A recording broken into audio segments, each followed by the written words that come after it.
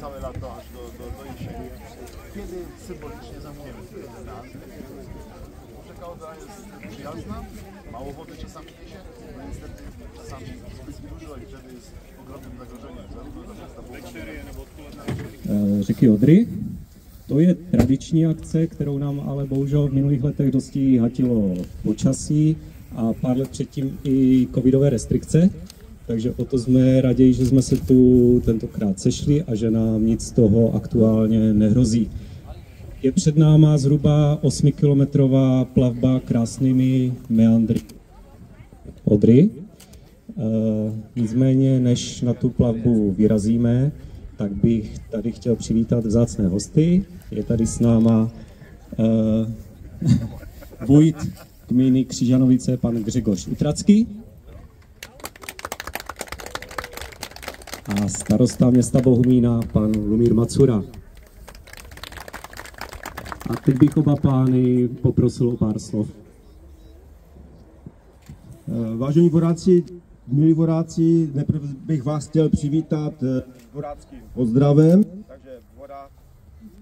A taky dnes otevíráme další půjčovnu lodi na Vrbickém jezeře, kde půjčujeme pramice, paddleboardy a šlapadla, takže využijte našich služeb i tam. Jsem rád, že tuto tradiční akci už tolik let pořádáme s našimi přáteli z polských Křižanovic. Řeka nás nerozděluje, ale spojuje a jsem za to velice rád. Tím bych chtěl teda předat slovo panu Grzegorzowi Utrackému. Dzień dobry, witam wszystkich bardzo serdecznie i czeskich przyjaciół i polskich na naszym spływie kajakowym. Dzisiaj tegoroczne wydarzenia w ogóle wspólne z Boguminem są szczególne, ponieważ świętujemy 15-lecie naszej współpracy partnerskiej, podpisanej tutaj podczas jarmarku przy moście starym, który też nas łączy, bo wspólnie poprzez kraj morawsko-śląski, ale łączy nas remont, który chcemy przeprowadzić, rewitalizację pełną tego mostu.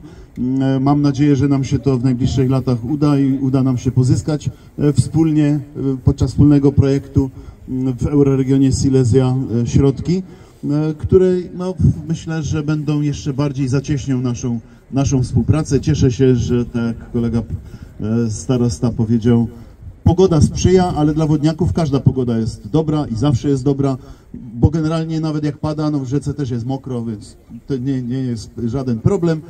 Natomiast cieszymy się, że nie jest taki stan wody, który zagraża bezpieczeństwu, bo no, ta rzeka nam czasami daje w kość, ale myślę, że dajemy sobie z nią też radę. Życzę wszystkim dobrego, bezpiecznego spływu i również zapraszam na wszystkie nasze wydarzenia. Pełna informacja oczywiście na naszych stronach, na Facebooku i stronie internetowej, więc zapraszam i życzę wszystkim dobrego dnia, miłego. Dziękuję bardzo.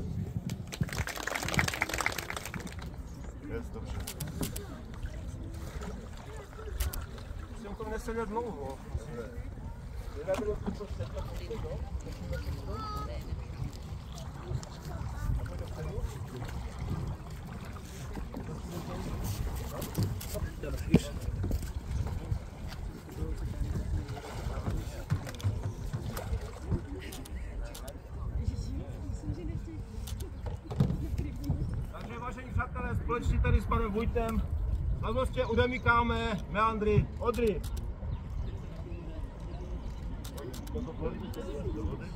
Tak. Jeden tým.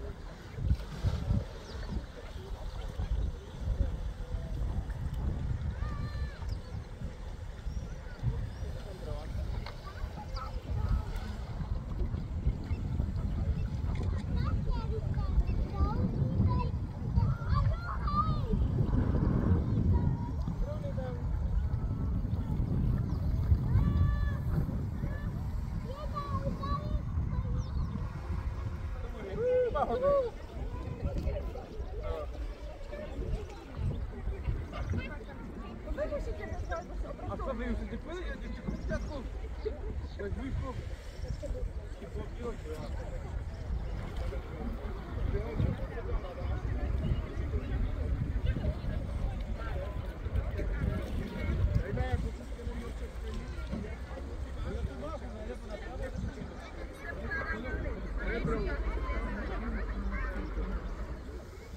tak se druník fajně honáš. Také to ještě čaku na urodí.